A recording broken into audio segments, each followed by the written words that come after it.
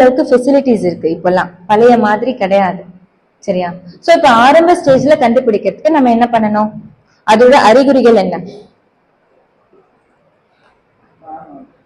சொல்லு. வாந்தி வரும். ஓகே, வேற? டயரியா. மார்பக புற்றுநோயோட அறிகுறி வேற யாராவது? Pain in the breast. Okay, மார்பகத்துல வலி. வேற யாராவது? கடைசியா நான் 2 ரோக்கு வருவேன். கட்டிகள். கட்டிகள் அப்படிங்கிறாங்க. குட். கட்டி எப்படி இருக்கும்? வலி இருக்குமா, வலி இருக்காதா? எக்ஸலண்ட். சரியா? சோ வலி இல்லாத, அதுதான் மோஸ்ட் காமன் சிம்டம். புரிஞ்சுதா?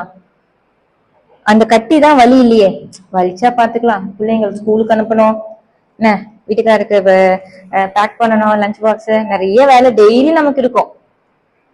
அதனால என்ன பண்ணுவோம்? வலிச்சா பாத்துக்கலாம். அப்படிதானே? அப்படிதானே மைண்ட் செட் நமக்கு.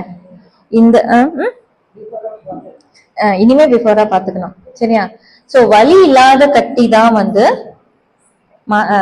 மோஸ்ட் காமன் சிம்டம் பிரஸ்ட் கேன்சருக்கு. சரி, அந்த வலி இல்லாத கட்டி எப்படி தெரியும்? அதான் வலி இல்லையே, இருந்தா தானே எனக்கு ஒண்ணு ஏதோ ஒண்ணு இருக்குன்னு தெரியும். குட். சோ ஷேப் வந்து பிரஸ்ட் வந்து ஹெவியா இருக்கலாம், ஹெவியா ஃபீல் பண்ணீங்க, ஷேப் மாறும், அப்பவும் விட்டுணும். அப்ப அடுத்த ஸ்டெப் எப்படி இருக்கும்? அந்த கட்டி அப்படியே வளர்ந்துட்டே வருது, என்ன ஆகும்? நான் மட்டும் பேசவே மாட்டேன், நீங்களும் பேசிதான் ஆகணும், தூங்கவே முடியாது.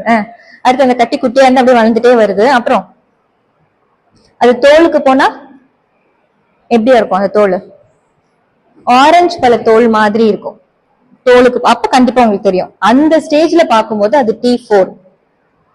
மேக்சிமம் நம்ம நாட்டுல